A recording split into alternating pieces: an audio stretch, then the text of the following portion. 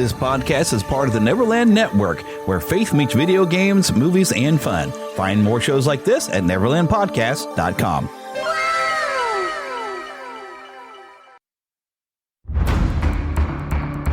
From days long ago, from uncharted regions of the universe, comes a legend. The dream that came through a million years, that lived on through all the tears. It came here, the Fandom Nexus. Fabulous secret powers were revealed to our host as he plugged in his microphone. I have a podcast! Here he is, your Spider-Pan, Jeremy.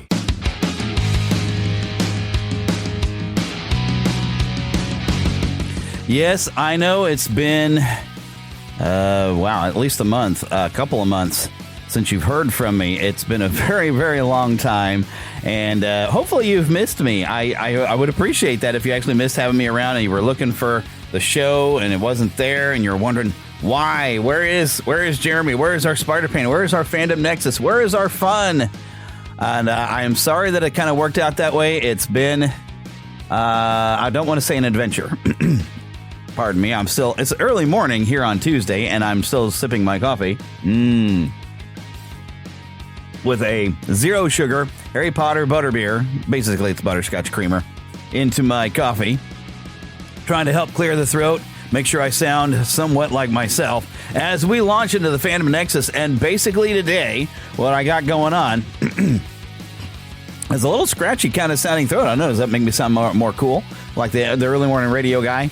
I am going to kind of get caught up on everything that has been announced this year, all the things we're excited about, and a lot of celebrities that have passed away. We've had a lot of them, and I don't think I'm going to be able to get into everybody, but I grabbed a few that were of note. There's been a lot. February was a heck of a month for celebrities passing away, and so I tried to get a few of those. Some different things that happened with game announcements and some movie trailers, because originally this was going to be back in January. It was going to be, well, here's what we're looking forward to in the new year, and I still want to kind of do that. Let's look forward to some things here in this new year, and also talk to you about how I'm going to get this show back on track a little bit more, with a bit more focus, making changes to how we're doing things to Patreon, and of course I will tell you about what's kind of been going on with me and why you haven't heard from me now in a couple of months. And so that's our show for today. So, normally I start with like some host chatter, and let's do some fun stuff before we get to the more serious things. So what have I been watching? Well, now, one of the things I was watching, and it's probably among my trailers. I've got so many trailers, I don't even remember what I have here anymore. But we've got season 2 of the live action version of One Piece coming to Netflix very, very soon. And I'm excited to watch it. I enjoyed the first season, but I had thought, and, my wife has told me that the anime is differently, paced, and there's a lot of extra stuff in the anime that didn't get in the live action. And it seems and the writer of the anime and the manga is the one who is behind the live action, but he's able to streamline and focus on the story better with the live action, because I've been trying to watch the anime, and I know you guys, there's probably a lot of you out there that are big fans of Dragon Ball Z, but I struggled to ever get into Dragon Ball Z because I felt like most of the episodes were standing around talking about how powerful you were and how you were going to win the fight. And like, can we just get to the fight? And then the fight is just rapid fire, fist. And that's what One Piece has felt like to me. And I just like, we're standing around talking about it, and like the story is not going anywhere for maybe a couple episodes. And I'm just like, I'm kind of bored, and I'm falling asleep. And I was like, maybe I should stick to the live action, but I want to see all the different things that happen in the anime. But I don't know. I can't. Maybe part of the problem is some of the stuff I've been dealing with is it's situational depression. I do not suffer from a clinical depression or anything like that, like our friend James Kennison over there at the That Story show. He can't really control, when he has episodes and everything. He deals with that. He's clinical, so he's medication and therapy, that kind of thing. And anyone who listens to that show will be aware, because sometimes their show has to go on a hiatus because he's having problems with his depression is getting in his way and, messing with his life again. So mine was mainly situational. And I don't know that I talked about this much when we were doing the Christmas Carol. But all right, so November 3rd, and that date lives for me in infamy. So for those of you who have been with me a long time, know that in the course of this show, I went back to college and I finished my degree. I have a bachelor's of science in it's basically digital media production. It's considered a communications degree. I did a lot of stuff in the communications department, but I split my focus between audio and video because I was like, well, I can do video and I can also do audio, but I wanted to work in radio. Doing this podcast has really kind of helped me focus. I wanted to work in radio. And I even here lately, I've been releasing clips, which you can find on the group. You can find on YouTube as shorts. I'll put them on Instagram under the Spider Pan. Also on Instagram and TikTok, both are under like Spider Pan. But I've been putting out clips of all the episodes. And one of the clips I talked about was like how I, would like to work in radio and how I got started. And so, I was working in Cameron for a while, Cameron, Missouri. I was working in a classic rock station. COVID happened. I got to where eventually I was just only working 3 hours a day. I couldn't make a living off of that. And I couldn't really go out driving for Uber and Lyft. Due to like COVID restrictions were still kind of happening. It was really complicated. And I was like, I don't know if I want to deal with that. So what I ended up doing is I transferred over. And for 4 years, I worked at KQTV or KQ2 in St. Joseph, a television station. I was making ads for local businesses and even have a couple appearances because I was trying to help out with the a Best of St. Joe program. And somebody needed to interview some people who are Best of St. Joe. So I just went and did it myself because I'm like, well, I'm used to interviewing people. I can just do this. I don't mind being on camera. So and I have all that. If you go to Jeremy Shields voiceover, yeah, I just gave my full name, which I usually don't do on the show, but other people out me anyway. But you can see like I got demo reels and all the stuff that I've worked on, that kind of thing. I'm making a point to where when I sip my coffee, I'm going to make a lot of noise. So, that's what I'm doing, right? Because I think sometimes I take a sip of something and it goes quiet and you're probably wondering, what's he doing? Well, this morning I'm drinking coffee. But anyway, so I worked there for 4 years. November 3rd has now become a day that lives in infamy for me. That is the day that they merged with the News Press Group and became one company. And a lot of us got let go because that's what happens in a merger. But they felt they would make more money together compared to how they were going apart. So that was the end of that. And I guess part of my depression is being now an older white male. It seems like you can't get hired on anywhere where they're wanting like maybe somebody younger and they're trying to be diverse. And so being a white person is not considered diverse. And I don't want to get on that rant. And being older, it can be a little harder to get a position. So I've been struggling to get back into the field of where I've been working for the last 4 years or even the 4 years before that in radio. So it hasn't been worked out. In the course of February, I didn't lie down and take it. I sort of did. I sat on the couch watching the entire series of Chuck. But I was in the process of looking for a new position and also working on getting certified as a teacher, a substitute teacher in Missouri. So I started substitute teaching. I was finally able to begin I think it was like the 19th was my first day substituting. It was a half day right before the kids were going to go on Christmas break. So I started substitute teaching. I've had some fun doing like lunch recess, which is only unfortunately half a day because they have a half day pay rate and a full day pay rate. And it's only half day. But I kind of liked doing the lunch and recess. And I got to, hang around with the kids and talk to some of the kids during recess. And that was pretty fun. And elementary and, working the lunch can be fun. So I kind of enjoyed doing that. It's like, if I could do this and it would be full time, I probably would do it. They did have an open position, but it was going to only be like a part time half day. And I was like, well, I need something full time, so. Well, February hit, and they've been talking about this, a nasty, horrible flu that was running around and running rampant around the schools and around this area, and maybe where you're at too. Heather got it, and then I got it like a day after, and I was laid out for 2 weeks. I had to cancel a lot of it because with how the substitute teaching works, I have an app that they list out things that are currently available where they need a substitute. And I had to start canceling out stuff that I'd already booked myself because I was like, oh, no, I can't talk. I'm just hacking and coughing. I wasn't sleeping. It was horrible. And when you're already suffering from a level of depression because I wasn't back where I wanted to be, I felt like, everything I'd worked to from this podcast to going back to school and everything and the career I had started for myself was cut off and I couldn't get back to it. And that will keep you depressed. And I tried to push my way through it. I generally try to be a fairly positive person. I was trying to push my way through it. It wasn't quite working, but I'm still feeling that depression. You could feel it. And it is like a weight that's pushing down in your chest.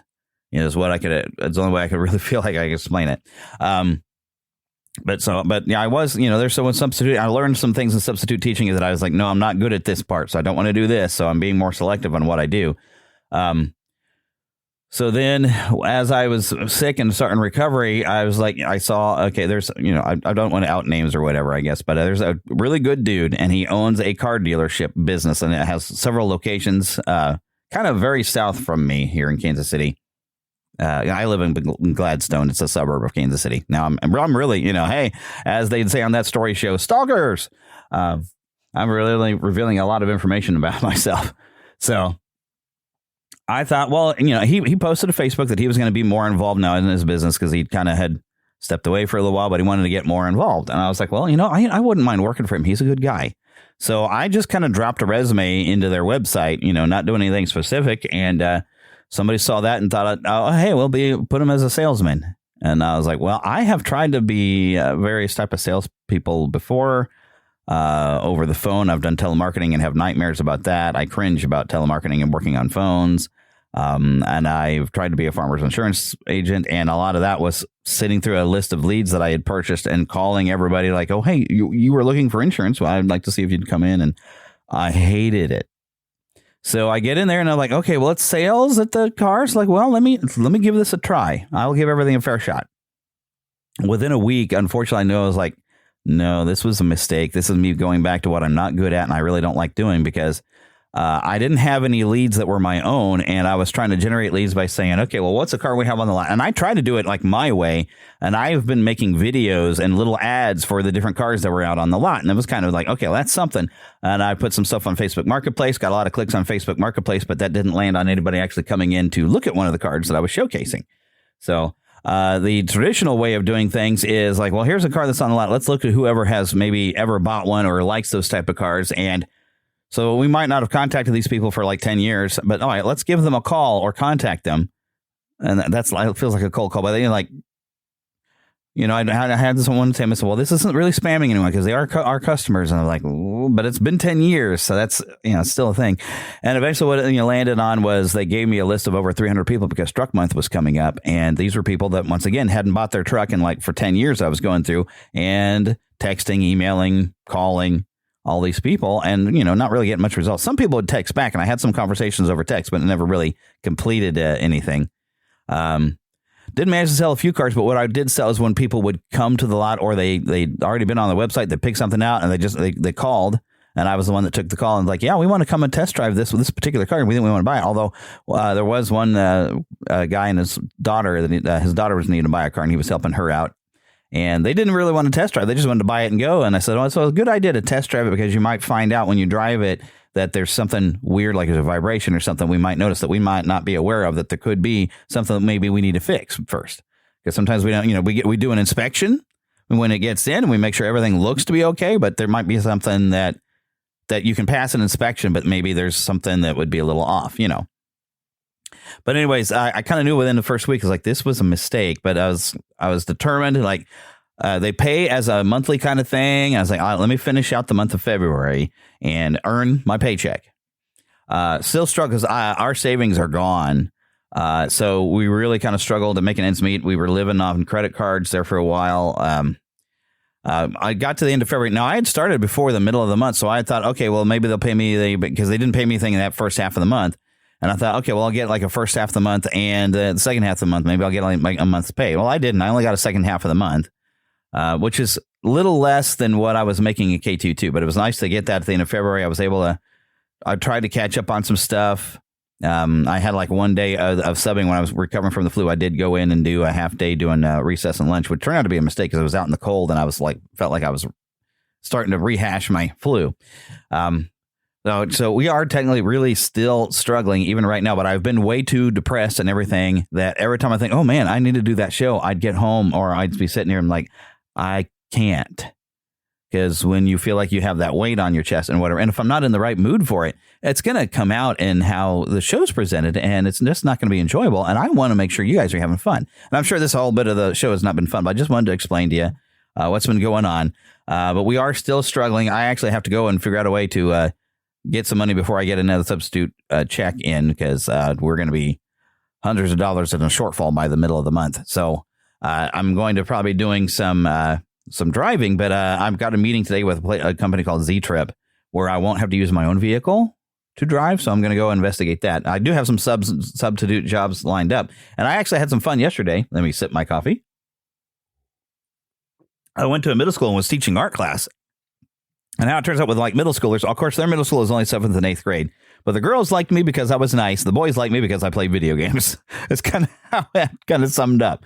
So anyway, we did have some fun. We did get our stuff done. I got a little crazy in some of the classes, but I think overall went pretty well.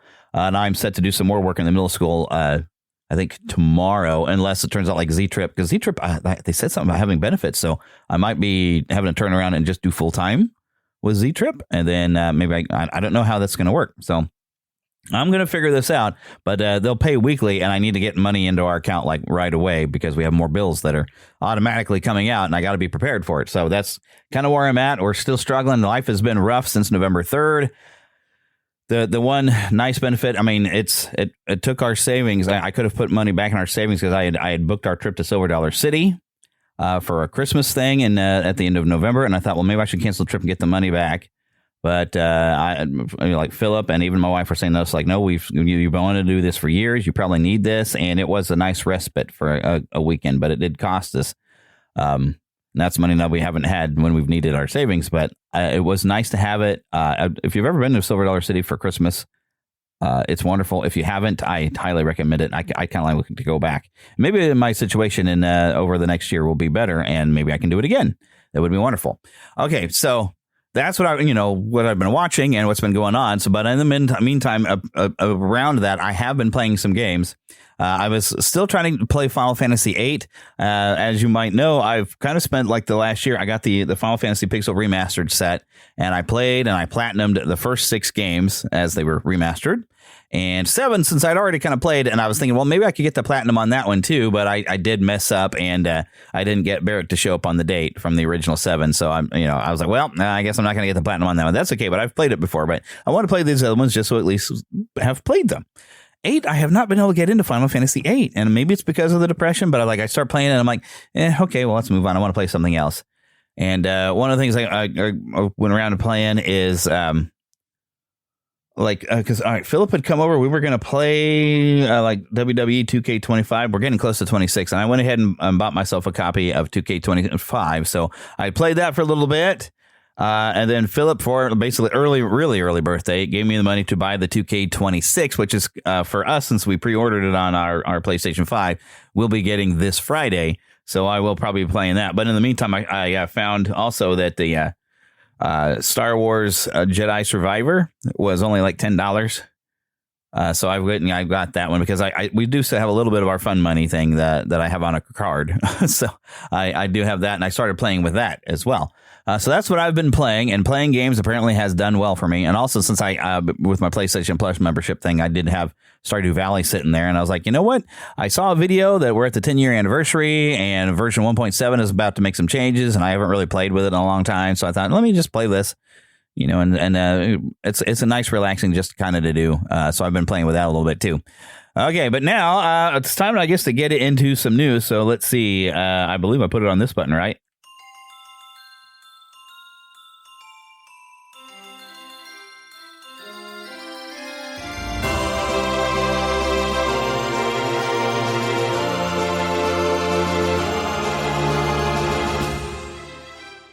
Spanning the Disney and geek universe to bring you the best in comics, toys, movies, and entertainment. This is news from around Neverland. All right, so the first thing I want to get into is that Planet Comic-Con Kansas City is coming back March 27th and 29th. I will be there on Sunday with 2 panels with Dan Vietz, who is the head of the ThankYouWaltDisney.org. They're the ones that, of course, trying to restore the Laugh-O-Gram studios here. And I do panels with him every year. And mainly, I just going to let him go. He's a font of knowledge, so we just let him go. But I'm going to do one with him. I've done some panels previously talking about the artists of Laugh-O-Gram and what became of them and where they went, because there's a lot of really neat. If you love animation from back in the day, you are going to enjoy this. So we're going to try to do that together because I figure he might have more information. I need to get more coordinated with him. We've got approved for both of those panels. They're going to be back to back. So I need to coordinate and go through over like all of our information to make sure we're all prepared. But want to go through some of the guest list. Let me just hit a thing on. I mean, there's a lot of authors. Kevin J. Anderson, I see, is coming, and I think I do actually have some of his books. I think he's written some stuff for some Star Wars Jedi Academy trilogy, written stuff in the Dune universe. One of these books, I'm looking at the cover that's next to his name. I think I have some of these books, so I might, depending upon what my monetary situation is back then, it'd be nice to go and maybe get a book signed because Kevin J. Anderson, I think I've got some Spider-Man books he wrote. I think. Trying to think as I know, like, yeah, oh my goodness, but that's pretty cool. But Kevin Altieri for working on Batman the Animated Series. We've got some Power Ranger actors. We've got Sean Astin. That's right. Samwise Gamgee himself. And of course, lots of things Sean Astin's been in. I did get to see him at the Kansas City Comic-Con before that went under. I don't know what all happened there. Mark Bagley, Marvel artist, is coming along, and he's also become a DC cover artist. I actually got a bunch of stuff signed one time that he was in because like one of the first issues of Spider-Man that I bought was one he did. But Chris Claremont is coming. I believe I've seen him speak before. We got Keith David, Bruce Dickinson. That's right. We got a couple of people from Iron Maiden. Paul Dini is coming.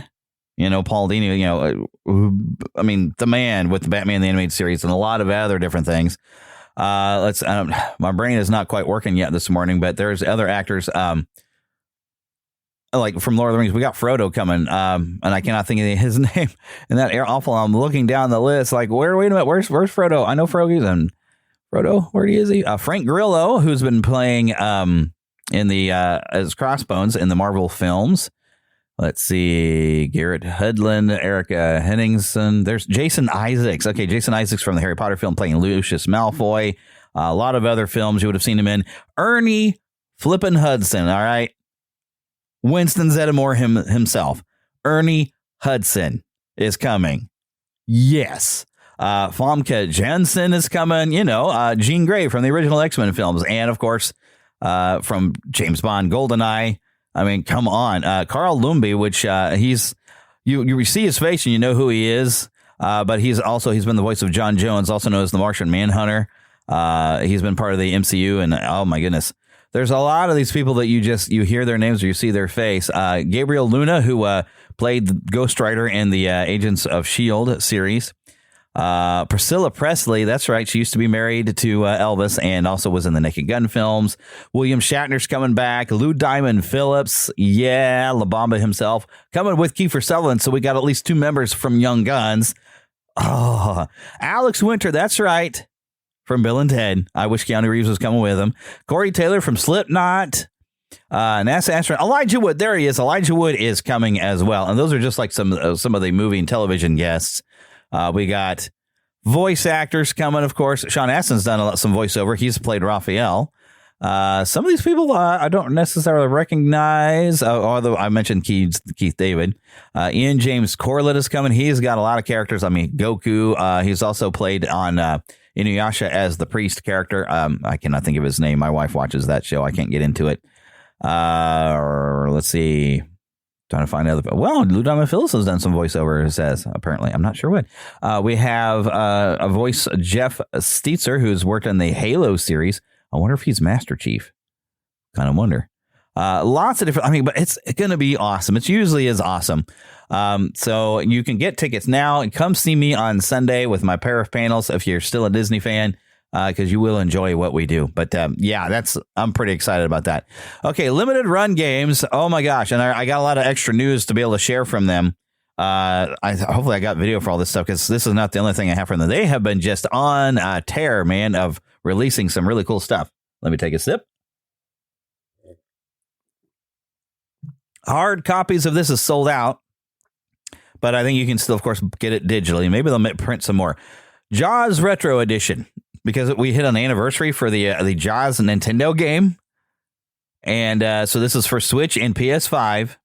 It's listed as completely sold out. There's a standard edition and a bigger boat edition. The bigger boat edition is probably also sold out. Estimated ship date October 1st through September 31st of 2026. So it's in production for this edition. But you can still get it digitally. And so what's neat about this, oh my goodness, look at all the fun things, a pixel art lamp, a game, a soundtrack CD, but this is the original Nintendo game, but also you have an option of playing an enhanced version. You can save anywhere, you can rewind, there's achievements and trophies, there's a music player, there's a gallery. That's the regular, just retro edition. That's just for the game. The enhanced version has massively expanded multi-chapter adventure filled with nods and homages to all 4 Jaws films, new quests and objectives, new abilities and weapons for your boat and diver alike, more challenging enemies, more ways to deal with them, and a robust realization of the NES game's role-playing elements and inspirations. Lots of, oh my goodness sakes, they really went all out. And I looked at this like, we used to have that Jaws game, and I could beat it back. I guess it would have been the late 80s, early 90s. We had this game, and I was not really a fan of the films. I still am not. I mean, I do appreciate the first one, and I can watch it and kind of enjoy it, but I'm not like what do you call a fan of it, but I can enjoy the movie. And I end up watching it with Philip. But I don't know. Part of me is like, I would play that game again. But I used to use the NES Advantage where you could have the rapid fire, and that really helped. And I don't know if you can turn on a rapid fire, but that would make my day to have a rapid fire on there. Hopefully I've got some more stuff because, limited run games, I don't think I've got it in here, but a Marvel Maximum edition where we've got finally, granted, I guess it came to the PS3 and I missed out, but X-Men the arcade game with a 6-player capability playing online with your friends. Also included in this Maximum collection is going to be the Captain America the Avengers games, and it looks like even some home versions of it, but the arcade version. I wish we were getting the Spider-Man arcade game, and I wish we were getting X-Men Apocalypse, but apparently that's not in there. But you are going to get the Spider-Man and X-Men Arcades Revenge and all its versions, Maximum Carnage, Separation Anxiety, and the old Silver Surfer NES game. Lots of all these great Marvel games with this set coming out, and I don't know if I have the video that I saw. IGN had a fan week and just had released video after video of stuff, but Limited Run Games is putting all this together.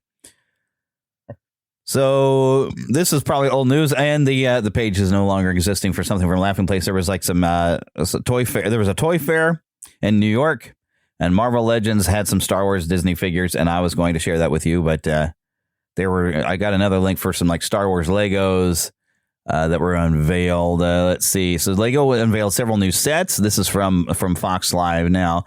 All with Lego Smart Play technology at Toy Fair 2026, which I think I've been seeing some ads on YouTube about the Smart Play. I don't know everything about that. If those of you who are big Lego fans, I bet know all about it by now. Several new Star Wars sets were announced, including sets from the upcoming Mandalorian Grogu movie. Fans of Peanuts and Snoopy can show their love for iconic dog with Lego's new Peanuts Snoopy's Doghouse, which Lego is an expensive hobby, but if not for even just Star Wars, getting the Snoopy set, I would be happy with that as well as some Peanuts and Snoopy. I love Peanuts and Snoopy. So I would definitely be interested in that. But lots of new games things, and hopefully I have some video of some of this. I didn't quite get all the news things of it, but I was looking at some of this last week on Facebook. Just lots of great retro style games being released, and sequels are announced. We're even getting some new Castlevania. Lots of, oh my goodness, this is going to be a great year to be a game if you like to do retro style games, which those of us listening to the show and creating this show, we are that target audience. All right, let me take a quick moment to talk about Dubby. If you go to neverlandpodcast.com, that is the home of the Neverland network of podcasts now, because we have several other shows in there. And by the way, have you noticed, it might have shown up in your podcast player that the Fandom Nexus is now labeled a retro show. Oh yeah, because I needed to make sure I labeled the show so people understand what it is. That will help attract more people to the shows, because the Fandom Nexus, maybe they didn't quite understand what the show was about, but if you put something good in the title, then it draws in people I'm kind of into retro, and I'm going to be more focused on some things. We'll talk about that here in a little bit. But let me tell you a little bit about Dubby. If you are playing a lot of games like we've been talking about, and you need some energy, and you don't want the jitters, you don't want a bunch of caffeine, Dubby has drink mixes. You just mix it with water. You can have bottles and everything over there. And if you happen to use my link right there on the website, it's a giant Dubby logo. You can get some discount. And I think you can even enter a discount code, which the discount code is Neverland. So use that and get yourself some fun stuff to drink. Lots of different flavors available. That is Dubby. Now, before I go to the trailer park, all right, so I brought something up just a little bit ago that I have some plans for the future, right? So I want to get more focused on some of the retro stuff, but I was like, man, there's so many different TV shows, so many different movies. I'm like, well, golly, what should I cover? I don't know. And I thought, and this will even bring back some of our Disney fans, because I'm going to go back in time. And, if stuff we watched when we were kids that made a difference, even if it's an old movie. So I'm going to start in our next show. I'm going to talk Snow White and the Seven Dwarfs. Now, granted, I didn't see this until I was an adult, but a lot of you probably saw it when you were young. And this movie has meant something to you. So we're going to talk about that movie, its production, share some memories of watching it, that kind of thing. And I'll try to get some guests on. I want to talk to Paul J. Powers of the Retro Rewind podcast, because he's a big Disney animation fan, and I think he would have a lot of fun. And maybe we can get Eric on here. I got to coordinate times and find maybe where I can get everybody on here. So that's the plan. But now patrons, people who go to patreon.com, I have two different levels. On one level, you're going to be able to vote on some stuff of what we want to talk about next. Otherwise, I'm probably going to go a slightly chronological order, because I'm planning on talking about The Wizard of Oz, because I swear that movie was on every Thanksgiving and I watched it every year. So I know that had an impact on our childhood. So we're going to talk about that movie, but we're going to talk about some TV series, even stuff that was syndicated, like Andy Griffith. Maybe Leave It to Beaver. I was debating Leave It to Beaver. I don't know how much of an impact that had, but I remember watching it in syndication. But I mean, there were shows we watched on syndication when we were sick. And we'd be laying there on our bed at home with a cold. We would watch it on TV. And then, of course, we'd watch The Price is Right, when we were sick. Just sitting there watching TV while we were coughing our lungs out or trying not to throw up, that kind of thing. So, I mean, there's stuff we watched when we were ill, or over the summers we would watch old shows. I'm going to go and I might not remember and think of everything. So the top tier level on Patreon will be people who can throw suggestions of stuff that they really liked. And I'm working on getting that all set up, but I'm going to make it worth it more, again, because really you can avoid ads other than me talking about Dubby, because it's just something I'm talking in the show. But like the ads that get placed in the show, in the middle of the show, beginning, end of the show, you can avoid all that, of course, on Patreon. But now, paid membership on Patreon will get you the podcast on Wednesday, and everybody else is going to have to go wait till Sunday, because I don't usually cover news anymore, except for if there's just stuff we're exciting about. So I'm not trying to keep current and ahead of the game on news. I just want to be able to have fun and talk about some of the stuff and be excited about it with you. So Wednesdays on Patreon, you'll have the episodes. Everybody else will wait until Sunday to get that same episode. So I'm making it more valuable to become a patron, and I could really use it right now. I mean, I get a little bit of something from having the ads in there, but I could really use patrons to jump in there. I think I've even got some links now. I found out with Red Circle that I could put a donor link. So if you just want to do a one-time donation just because you want to help me out with stuff and help cover the costs of this show, and or know that, hey, wow, Jeremy's had a rough couple of months, maybe I can help him. There are ways you can do that. So that's all available to you. But yeah, I'm trying to make it more fun and exciting to be a patron. And I'm learning that we can have like little chat areas where we can talk if we're Patreons. And of course, I can make exclusive videos and stuff in there. And I'll probably do stuff like that maybe we won't tell the regular people who just listen to the regular show are not going to know about. So yeah, I'm going to try to have a lot more fun with that. Because I can chat with people in there, and I should probably use Discord a lot more, but I haven't really used it. But I thought, well, hey, Patreon is a good option for, and that's where I think maybe I can have access to where people who are a certain tier maybe can put in suggestions. I need to figure out how to make that work, and then see if I can create some polls that everybody can participate in to say, what would you like me to cover next time or in the near future? So I can get a ranking of like, okay, this is what you guys are excited about. So let's talk about this one so I can start doing show prep. But okay, let's go to the trailer park. Mama, another gator got in the house. Another gator? Give me that shovel. Come here. Get him, Mama. Get that gator. The Neverland Trailer Park. And it's going to come up here. We would play trailer for stuff I'm kind of excited about for this year, but I just looked to my right where I have a Masters of the Universe calendar I managed to find, and I have not flipped up to March yet.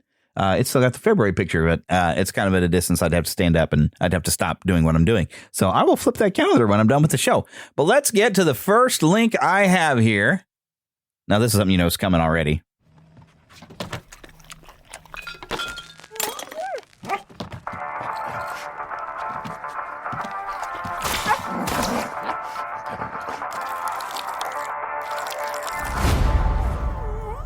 You managed to get most of it on the paper this time.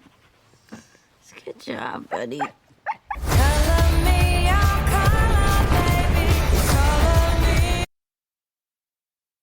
right, I got to cut the sound off because they started playing music on there. But for those of you who hadn't seen this has been a while. But Supergirl, we've got like a teaser trailer for that one, which I mean, this is a different Supergirl, I think, than what we're used to seeing, but this is a more modern take on Supergirl of how she's been in the comics, and it's based on a particular comic series where she goes and she helps out on a planet where maybe she's not as powerful, because what she's doing, she's very depressed about the loss of Krypton because she remembers it, so she goes to other planets where she's a bit more normal, and so she can actually get herself drunk.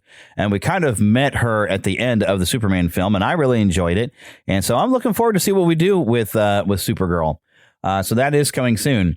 Something that I do see some stuff that I'm not going to be talking about here. Of course, there's Mortal Kombat 2. It's going to be an R-rated, very violent movie, but some of you are probably excited about that. And part of me kind of wants to see it, just to see, although it took a second movie to get to the actual tournament. So I'm like, I don't know. And there is some other things that I don't know that I've got the trailer for, but we did get to see a look on Lego Batman Legacy of the Dark Knight, which is not a movie. It's a game. And I got, I think, some game trailers in here, too. I'm very interested, of course, in the Lego Batman Legacy game anyway. But they showed kind of a recreation of the 1989 Joker going into the Fugelsheim Museum, which was really, really cool.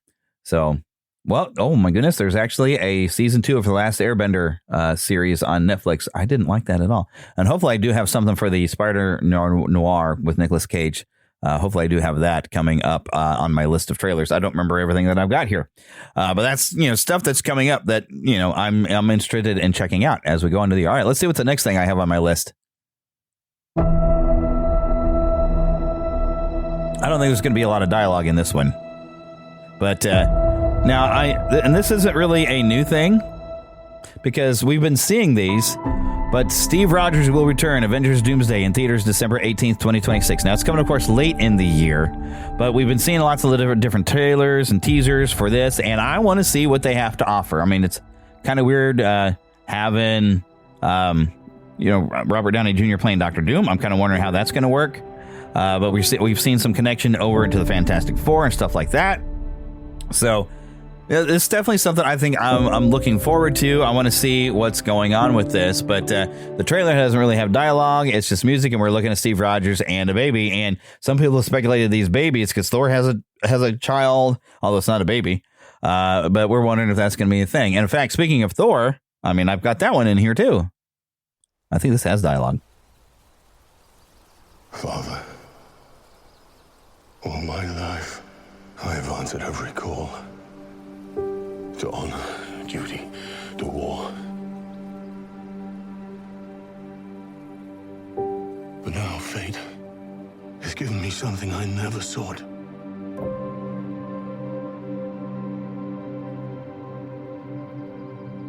A child. A life untouched by the storm. Lend me the strength of the old fathers. So that I may fight once more, defeat one more enemy, and return home to her.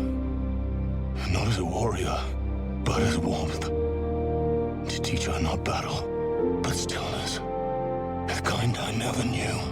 Please, Father, heed my words.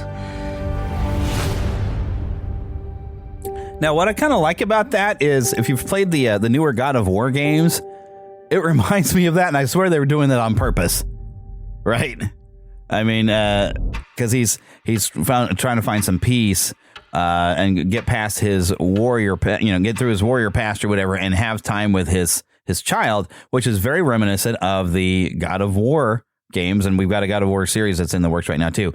I don't know if I've got the trailer, but of course, the X-Men being brought back, and we've got original cast, and it looks like we've got costumes out of the 90s.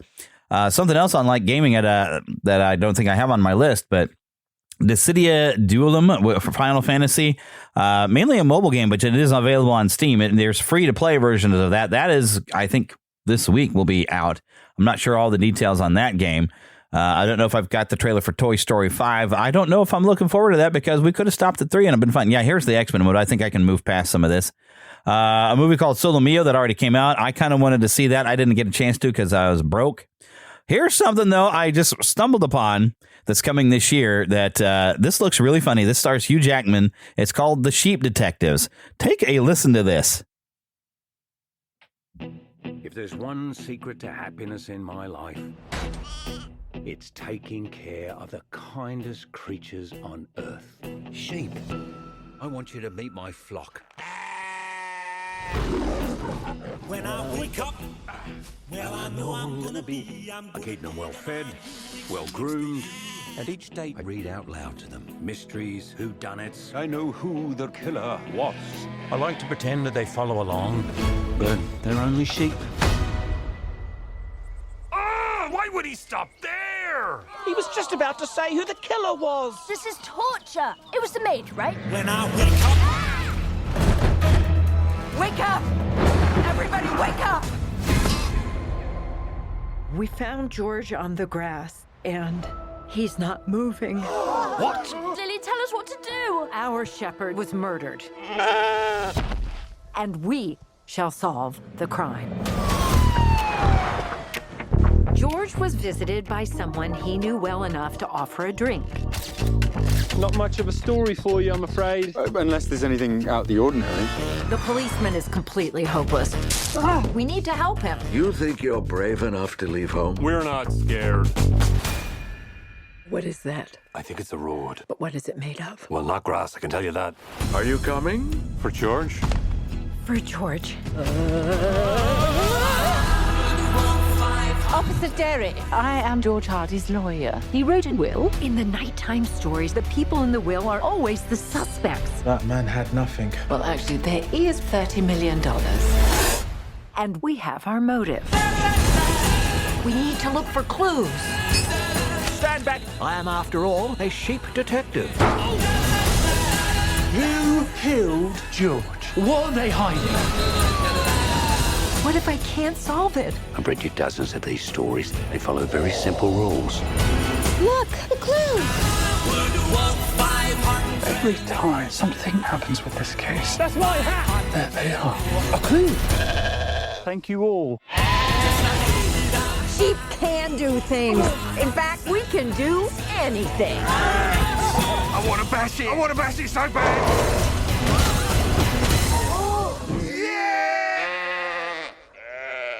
What's with them?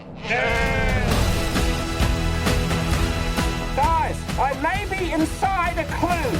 Ow! So that's coming May the 8th. The Sheep Detectives.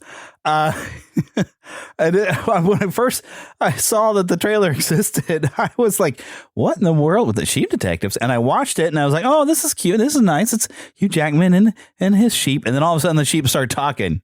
And of course, but we don't understand what the sheep are saying as humans. When they're talking to a human, it's just, bleh. But the sheep, when they're communicating with each other, we get to hear them talking like kind of like Babe. And I tell you what, pardon me, I was pausing to burp there.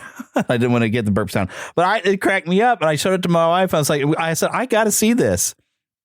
Somebody in the comments on YouTube said this is the closest we're going to get to a Shaun the Sheep live action movie, and I love it. And this is even like an all-star cast. Even Patrick Stewart is in here. Let's see. Hugh Jackman, Nicholas Braun, Nicholas Galitzine. I'm sorry. Molly Gordon with Hong Chow and Emma Thompson, Julia Louis-Dreyfus, Bryan Cranston, Chris O'Dowd, Regina Hall, Patrick Stewart, Bella Ramsey, and Rhys Darby. I am so looking forward to this. This is from Amazon MGM Studios. This I'm so excited for. It looks just silly and fun and wholesome, and I need that so much in my life. Just something fun about a bunch of sheep trying to solve the murder of their beloved shepherd, because he was reading, of course, detective stories to them. And I wonder if they ever get to find out the book, because he doesn't finish reading the book that day. And I hope that's not the day that he died, so they never get to find out the resolution of the book. but also, okay, so we do have Toy Story 5. Do you, Forky, to Karen Beverly to be your beloved bride? Yeehaw! I now pronounce you husband and knife. Who poisoned the maid of honor? Bonnie, there's a package for you. Oh, thank you. Hi there, I'm Lilypad. Let's play. Oh, extinction, not again. Bonnie, screen time's over now. Okay.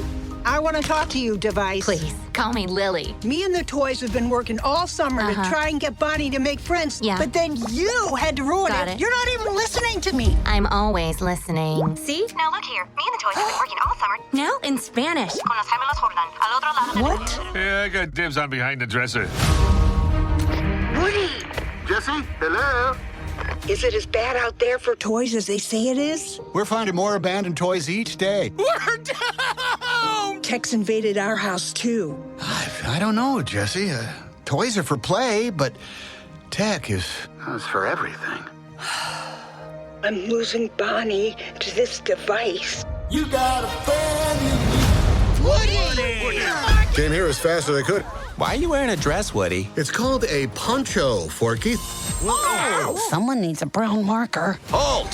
Who goes there? Whoa, whoa, whoa! I come in peace. It's been too long, cowboy. What are you, some sort of old man toy? What? She thinks you're old because you're bald, Woody. Bonnie needs help from someone at least from the same century. So long, toys. We're gonna need backup. No way. She's getting away, boss! Our mission on this planet is to make a child happy. Bonnie still needs us. Come on, Bullseye! Buzz, you stay here. I'm going with them. You don't think I can do it? No! Nice poncho. It's good to see them fighting again. It sure is.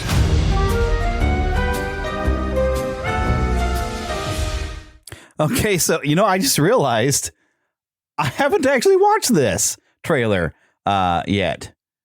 But you know what?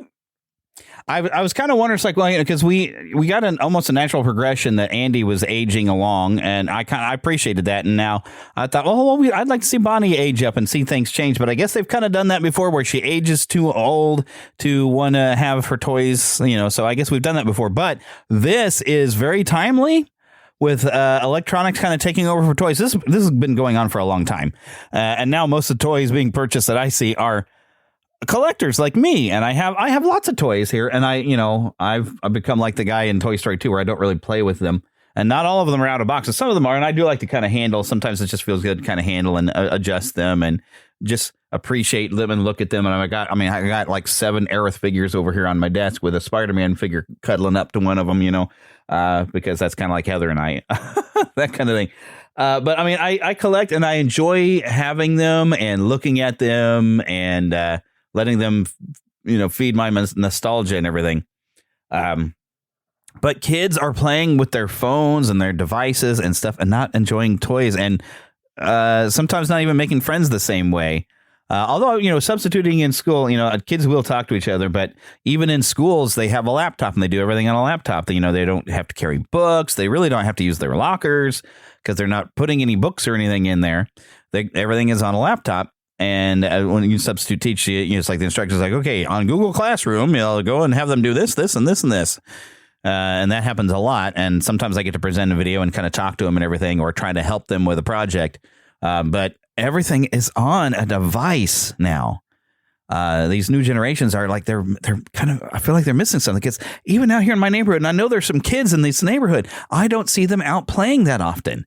And I remember when I was a kid, I was never athletic, but I was out using my imagination. Me and my friends would go out and we'd be having adventures. My wiffle ball bat was a sword, and, we'd go out and we'd play in adventures fighting enemies and all this kind of stuff, And I don't see kids doing that. And so having a film kind of address this, adults, we already know it. We see it, but maybe kids will watch this and stop and think, granted, you could look at this. Oh, this is a toy market finding a way to sell toys, and Pixar trying to make money. But now that I've actually gotten a chance to see this trailer with the sound and the audio, okay, now I'm in for Toy Story 5. I'm in. I want to watch this more than I want to watch Hoppy or whatever that's coming out, because and I've even heard that in the trailer they make the joke of this. No, this is not Avatar. I'm like, no, this is Avatar, and they're saying it's the funniest Pixar movie, but I'm out. Pixar hasn't gotten me excited about anything for a while. Although now looking at this trailer for Toy Story 5, I'm like, yeah, okay. I honestly, though, I haven't been excited for a Pixar or a Disney film in a while for like animated. Everything's just kind of like, eh. And that's one of the reasons why we've shifted away from doing Disney coverage. But this looks good. Mandalorian Grogu, of course, when I saw some early teasers and even the Super Bowl ad was weird. It looked cheesy the way they're doing stuff. And I was like, I don't know about this. But we did get another full trailer, and I think they may have gotten my attention. So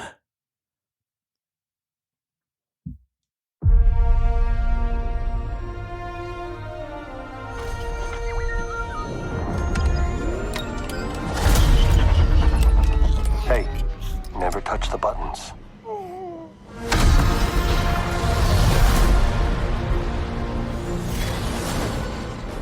I can use some information. Whoa. For this price, I'll tell you whatever you want. I'm looking for a hut. Close for the night. Thank you. Gangsters. War criminals. Long live the Empire. We'll take out every bad guy in your deck of cards.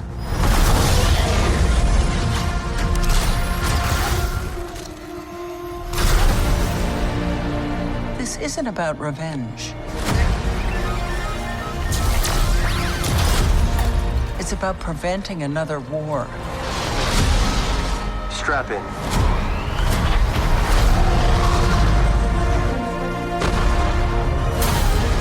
You will suffer. And then it will be his turn. Before going into harm's way, check your armor. The kid will live centuries beyond me. I won't always be around to protect him. Are you scared? You should be. Do we run? Or do we fight? I like this kid.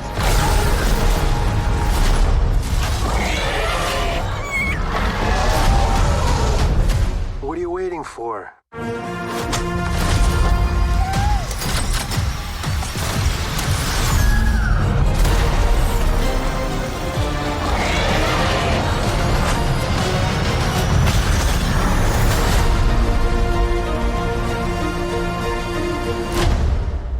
Let's save the rest for after dinner.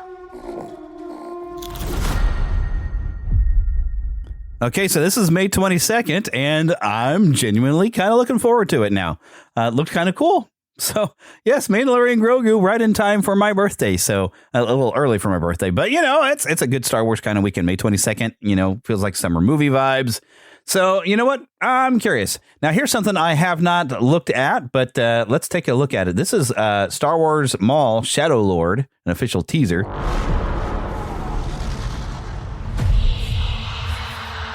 Times have changed. I will show you the galaxy for what it truly is. See things from a new perspective. Is this what our future holds? Always running. I invite you to look more closely. What are we dealing with? Good question. And I offer you an opportunity.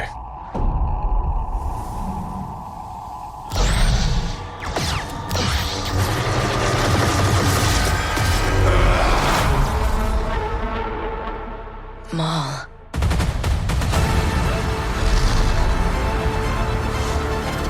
We have all been made to suffer. We survive, but do not live.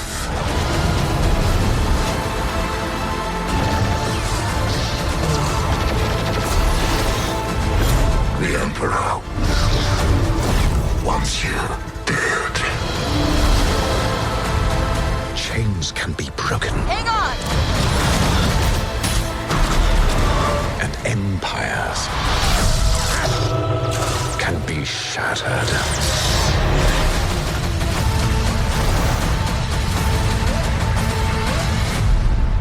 So this is coming in April the 6th on Disney Plus. Now, unfortunately, I had to shut off my Disney Plus account because I couldn't afford it.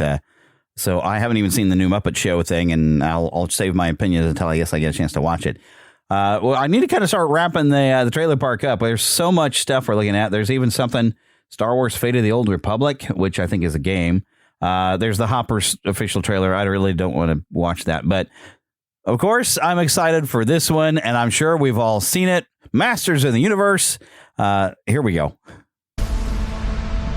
All that stuff that only exists in legends and bedtime stories. Talking tigers, spaceships, and magic swords that can make a man as mighty as a god. Where I come from, that stuff is real.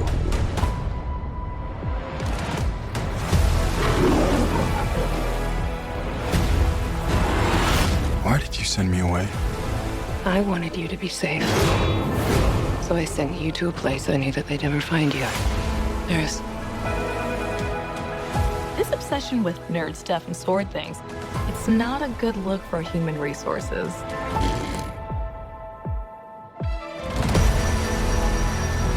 I know it sounds crazy, but that sword is gonna show me the way home.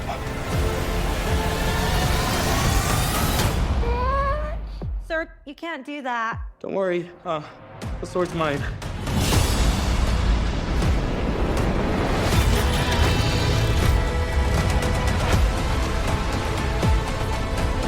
Hang on, it's about to get weird.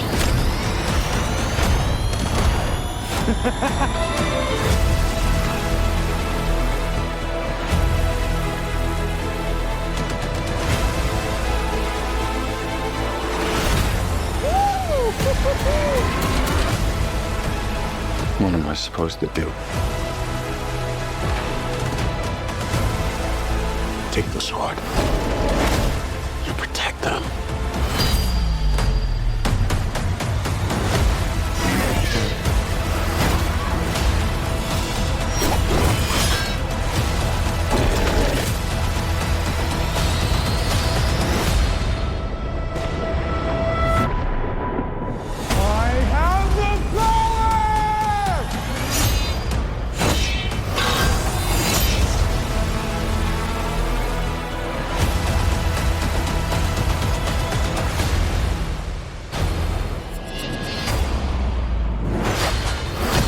Okay, there's really not dialogue at this point. There's been dialogue through most of that anyway. June 5th, though, Masters of the Universe. I mean, I could show more trailers like Spider Noir and stuff like that because I'm excited for that one. That looks pretty awesome. I don't know if I want to watch it in color and black and white yet. I haven't decided. I might watch it twice over. Super Mario Galaxy, of course, that looks fun. But with Masters of the Universe, I do have a few like weird nitpicks. Like, I love Idris Elba. But why isn't he playing Skeletor instead of Jared Leto? Now, Jared Leto may surprise us. He might be an amazing Skeletor, but I mean, it seems to me they were trying to cast some black actors into the film, but there are black characters. I mean, Clamp Champ. Why, we could have gotten him. And there are characters that you can have anybody play, like Trapjaw or Beastman, and, characters that are like interesting. They're not like normally white people or whatever. You could have black actors play a lot of these different characters, but what they've done is they swapped out Triclops and like, well, why did you do that? You could have, you could have had some black actors playing a lot of different characters that would have worked just fine. That would have been really cool. Even maybe could have voiced a Roboto or even Stratos. I think you could get away with Stratos being being played by a black actor, and it'd been awesome. But I'd love to. Idris Elba would have been a fantastic Skeletor because he's got that presence and that voice. He'd have been cool Skeletor. I would have loved to have seen that. But I think he's going to be a cool man at arms. I just don't know what it's like. I feel like we race swap just for the sake of race swapping sometimes in Hollywood. And it's even like Roboto. And you can kind of get away with this with Roboto. But Roboto is being voiced by a woman, which I was like, well, that's odd. But I guess you can kind of get away with it because it's a robot, So like, okay, it's not what we're used to or expect, but we can go with that. And I haven't seen anything about Merman yet at this point, but we've gotten a look at some toys. But I am still excited, even though there's some weird Hollywoodness going on with some race swapping things. And I'm like, well, don't do it just for the sake of doing it. Have a good reason for it. So it kind of bugs me when I see that because I don't feel like they're doing it for the right ways. But, if you want to be able to cast some black actors, there are characters that you could do that doesn't matter what the race or anything or the color or the appearance of an actor, because they'll be hidden behind like makeup and you could voice them, and they could maybe even I'm going to say computer capture. That's not the motion capture. They can motion cap and voice characters. And you could have had a lot of great actors who have great voices and stuff. Pardon me. Goodness. I'm drinking a Pepsi here because I finished my coffee. I'm sorry. But there's a lot of things they could have done, but I'm still very excited about this. So because it's He-Man, and it looks like they really put the effort in, and the guy who directed this did Bumblebee, and I really liked Bumblebee, and it did kind of patch into that old retro style of Transformers. So I have high hopes for this, and a lot of other things that I didn't gather on anything like this. There's a lot of movies on the slate, but I'm not going to get in there. A lot of new games coming out. We actually just this week, or I guess it was maybe last Friday, Resident Evil Requiem or Resident Evil 9 was released. I'm excited to be able to get my hands on that one, but it's going to be a while because I got to have money to get something that's new. But there's a lot of exciting things. But we're going to turn the corner here at the first half of the show, and when we come back from the this break, we're going to talk about some actors who have passed away who have meant something to us. So stay tuned. He-Man and the Masters of the Universe will be back right after these messages. Are you a fan of Adventures in Odyssey, Lamplighter Theater, or Jonathan Park? Want to join other fans for discussions or behind-the-scenes info about these shows? Or maybe you're looking for more great audio drama to listen to with your family. Do you enjoy hearing exclusive interviews with the cast and crew of your favorite shows? Then Audio Theater Central is the podcast for you. I'm JD Sutter. Since 2010, Audio Theater Central has been exploring the family-friendly audio drama world through news, reviews, and interviews. Join me and a rotating cast of co-hosts each month for another episode featuring the latest updates, in-depth reviews of new releases, and conversations with the actors, writers, directors, sound designers, and composers who create your favorite audio dramas. And maybe we'll introduce you to some great shows you've never heard of before. Find us at audiotheatercentral.com or in your favorite podcast app. That's audiotheatercentral.com. And now back to He-Man and the Masters of the Universe. Okay, so now let's go over a few celebrity deaths of people that probably meant something to us as we were growing up or as an adult, or at some point they've meant something to us. And there's more that I can mention that I haven't put on my list here. I just wanted to get a few of them together. I think if I did everybody that passed away in February, I'd be here for another hour. And this is already an hour-long show. So let's try to get this done in a shorter time. First one on my list, I'm going probably almost in a way of importance of like how, you know, what level, but well, yeah, not really. Let's not worry about that. Tom Noonan. So he was a towering presence, both physically, he was 6'5", and creatively. Tom Noonan had built a career on unforgettable, often unsettling performances. Some of the notable roles: Francis Dolarhyde in Manhunter.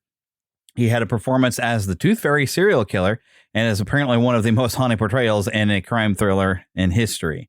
That really, made him stand out. RoboCop 2, he was the cold, calculating villain in the cyberpunk Kane. You remember him? He was like this drug dealer thing that he was like a main villain, and then when he was supposedly dead, they'd kept him alive and put him in a machine. Like, that was a good idea. In Pan's Labyrinth, he was simply known as the Pale Man. He was a terrifying creature with eyes in his hands. Pure nightmare fuel for that one. Yeah, Tom Noonan in Last Action Hero was like, well, I don't want to say he was like the main villain. Because, the previous information and research gave me the wrong information. Like, he wasn't the guy with the glass eye. That was like a main villain. But he was, and I think we see him in like a previous movie that Arnold Schwarzenegger's character had been in or whatever. I forgot what it was. But he was this big, tall axe murderer that had killed like Arnold Schwarzenegger's character's kid or something. And it's weird. Because Arnold Schwarzenegger kind of plays himself a little bit and at times of this. But he's the one that also has the main character kid hostage right at the end. He's this big, lumbering, scaring axe murderer guy. So that was Tom Noonan. And I don't know why my previous... So you always got to double check some stuff when you try to collect some information, because, he was not the guy with the glass eye. Francis Dolarhyde. Hopefully this is accurate. Well, that's, I think we already covered that one. Let me go through. Buffy the Vampire Slayer episode Hush. He was a character known as the Gentleman, had reoccurring roles in Damages and 12 Monkeys. He was an accomplished playwright and director known for bringing depth and humanity even to those villainous roles and being very scary, and frequently collaborated in indie cinema circles. He was born in 1951, known for his intense, unsettling performances. And one of my favorite ones is actually where in Monster Squad, he played the Frankenstein monster. Well, they just called him Frank. But he was really good at that. I believe he even got to say bogus. He had just a few lines. But when you're that tall, of course, you don't have to be that tall when you're dealing with kids. But he was 6'5", so it made him a really good. That's probably one of my favorite ones that he did. but he was often cast as quiet, cerebral villains and morally complex figures. He directed an indie film called What Happened Was, and it won a grand jury surprise at Sundance. So his role in Manhunter actually predates Anthony Hopkins' Hannibal era, and the film that helped define the psychological serial killer genre on screen. Hush remains one of TV's most daring horror episodes, and he barely speaks in it. It's one of those that guy actors whose presence elevates genre storytelling instantly. He was a true character actor whose presence elevates any project instantly. When you see him, he was a presence on screen. Okay, so now this one's a big one. Catherine O'Hara. Goodness, Kate McAllister, if I could say it right, Kate McAllister in Home Alone and Home Alone 2, Lost in New York, Sally in The Nightmare Before Christmas, Delia Dietz in the Beetlejuice series, Moira Rose in A Certain Creek. It's a performance that actually earned her an Emmy and cemented her as modern comedy icon. I would have skipped over this because I can't say the name of the show. It's not spelled the same. But if I say it, when this goes to YouTube or whatever, it's going to transcribe it as a different way, and it's going to hurt my algorithm. But I got to mention it because she won an Emmy and was cemented as a modern comedy icon. I don't know how that was the one that cemented her, because she's been doing it forever with like Christopher Guest, doing like A Mighty Wind and Best in Show. She actually got her start with Second City in Toronto. She really did a lot of eccentric characters, kind of stealed some scenes with how absurd she could be, but yet believably and absurd. And she was able to balance some worth and comedy and family values while like in Home Alone. And then you compare that to like Beetlejuice, and she's like a completely, different thing. And it's, but just she was very, very much a mom in Home Alone. She really did a good job of that. And you compare that to, like Olivia Dietz, like you see the contrast of how being a terrible mother she was as Olivia Dietz. So she became, Moira Rose actually became a pop culture phenomenon. There was wigs, an accent and vocabulary that she had going on with that character. But Catherine O'Hara is one of those rare actors that she can do a broad physical comedy and heartfelt sincerity equally well, which I've kind of was talking about. And actually, she's at the point where like 3 generations are going to recognize her now, because the 80s Beetlejuice fans, 90s Home Alone kids, and then all the modern honors with the Creek. A comedy legend, really impeccable timing, very warm. She's really just crosses generations. And really had a great improvisational brilliance, and she was pretty well known for it. But won a Primetime Emmy, Golden Globe, Screen Actors Guild Award, all for playing Moira. So she just really did it all. Now, this is a big one. Robert Duvall from The Godfather and Godfather 2, playing Tom Hagen, Lieutenant Colonel Kilgore in Apocalypse Now, who made famous the line of "I love the smell of napalm in the morning." Max Sledge in Tender Mercies, got an Academy Award for that. Boo Radley in To Kill a Mockingbird. Some of these I haven't seen. Apocalypse Now, I remember we did watch in high school as a thing. There's one that Philip would, this is his favorite, Augustus Gus McCrae in Lonesome Dove. Legendary performance, considered to be one of the greatest Western miniseries ever made. There were sequel series and stuff that just never quite lived up to it. It's very long, and I found it to be rather depressing, but it is a favorite for a lot of people. I know it's Philip's favorite favorite movie, I think, overall. One of my favorites, though, that he was in, I mean, he was great in Days of Thunder, even. He was very funny. I think that's might be one of the earliest of his movies that I remember seeing in theaters, was in Days of Thunder. I can't remember his character's name, but Hub McCann, though, in Secondhand Lions. If you've never seen this movie, it's a bit cheesy. It's him and Michael McCain, but it's a warm, adventurous, quietly powerful role. It's really a cherished one. And you've probably seen online this wonderful clip where he's just sitting there eating, and these young ruffians try to go and bully him. And he's got a great line about, "I fought in so many different wars and loved only one woman and everything, and I'm not going to put up with your kind of stuff." And he, whoops some of these guys. And he's an old guy. But him and Michael Caine are in there, and Michael Caine's trying to ditch his English accent and everything. It is really a just fun movie, a great movie. And you'd think it's going to go one way because you're like, it's about this kid with these 2 old men. But, oh, my goodness, the stories. That's me sipping on a wild cherry Pepsi Zero. Let's see. Won some Academy Awards, of course. We mentioned for Tender Mercies. Got nominated a lot. Got a Golden Globe and an Emmy. And really, he was one of the most respected actors in this new Hollywood era. Born in 1931, studied at the Neighborhood Playhouse in New York City alongside Dustin Hoffman and Gene Hackman, so other greats. He was known for understated, grounded performance. And really, like I said, the smell of napalm in the morning, that's one of the most quoted lines he's got. I can't think of any other lines other than a line I can't say here from Lonesome Tough that always kind of cracked me up when he was always talking to this one girl. He'd always ask her something. And I'm going to leave it alone. If you know, you know, okay? But he was old school American acting. He was subtle, internal yet powerful. And Tom Hagen's actually cited as one of the greatest supporting performances in cinema. But he's played lawmen, he's played criminals, country singers, generals. I mean, that's some range. But definitely one of the most respected. It's just gravitas and authenticity. And yeah, he had 6 decades. So even your kids have probably seen him in something from just all kinds of different stuff. He's just got a legacy. And the more recent one that was kind of a surprise, except for I guess he did talk about having cancer, but James Van Der Beek broke out in Dawson's Creek. That's where I remember first seeing him as playing Dawson Leary in Dawson's Creek. Of course, I wasn't watching it for her. I was watching for Katie Holmes. She was adorable back then. And I did like the story. This was the same. It was Kevin Williamson, or is it Williams? The same guy who wrote Scream went and made this series. And I mean, to me, the first season was good. It was a different thing. But then, when you get to seasons 2 and 3, that's when it becomes like just a teen drama. And I fell off of it. I was not really into that kind of thing.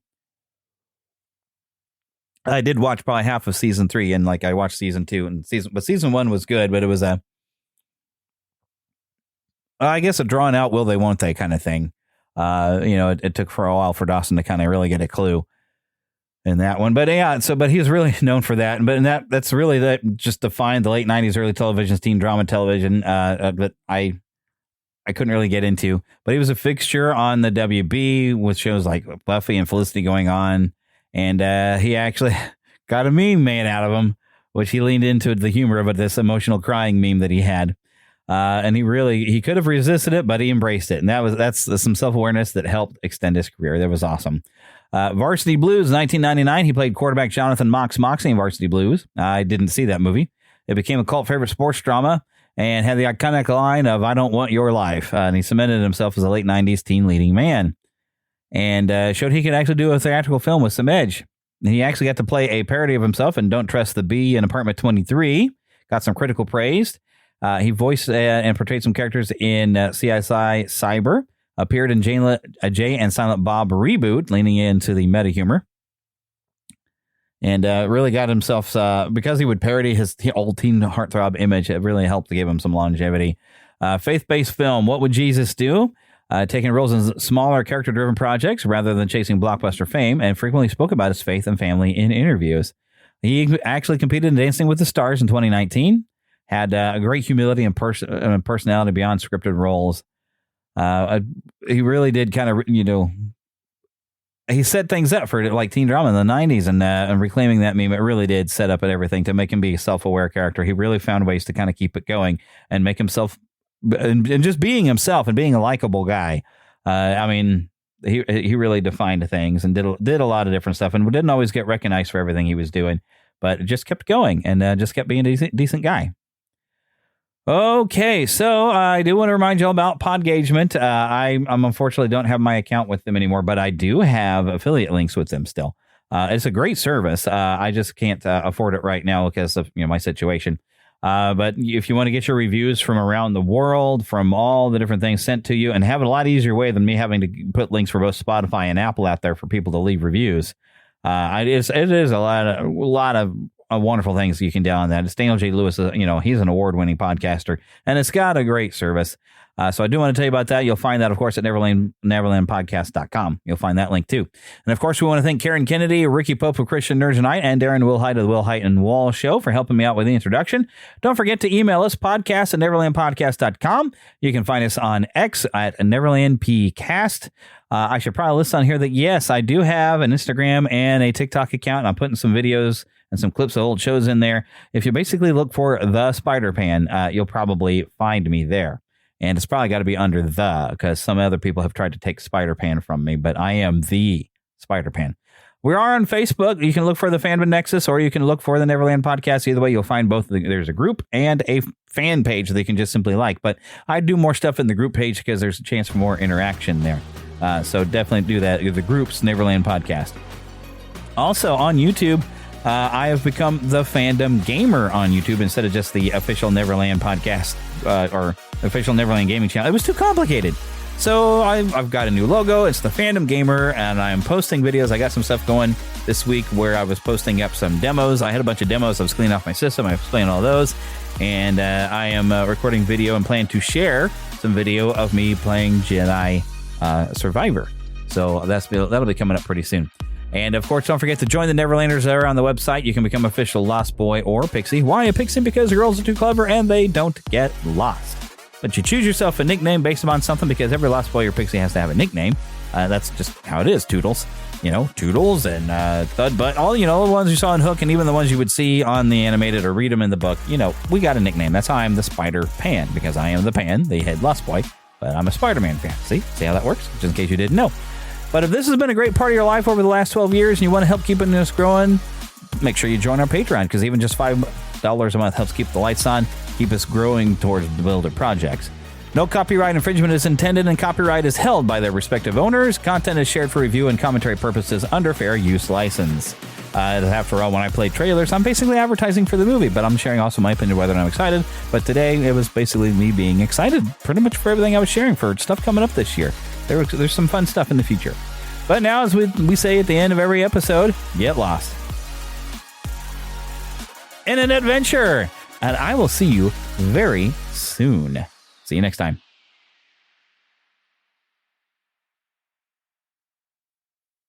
If you're a podcast host, listen up, this one's for you. My name is Allie Jackson. I'm the host of Finding Mr. Height, a dating and relationship podcast that I've been doing for 4 years now, sharing my positive and practical approach to dating that's built on my own life experience. And I wanted to share another experience that I've had, my secret behind monetizing my show. It's called Red Circle, and I was just telling my colleague about how much I love their platform. With Red Circle, not only am I getting a seamless hosting experience, but I also love the support I receive in ad sales. It's not just typical ad sales either. It's targeted opportunities based on my show and my life. And the platform is super simple. You just set your preferences and Red Circle matches you with sponsors that align with your show. You can vet every opportunity, and their platform gives you great analytics. More recently, too, my Red Circle team has brought me opportunities outside of my podcast on social media to really augment the podcast partnerships, bring them full circle. I just can't recommend them enough. If you want to give it a try, go to redcircle.com to get your free trial. That's redcircle.com for a free trial.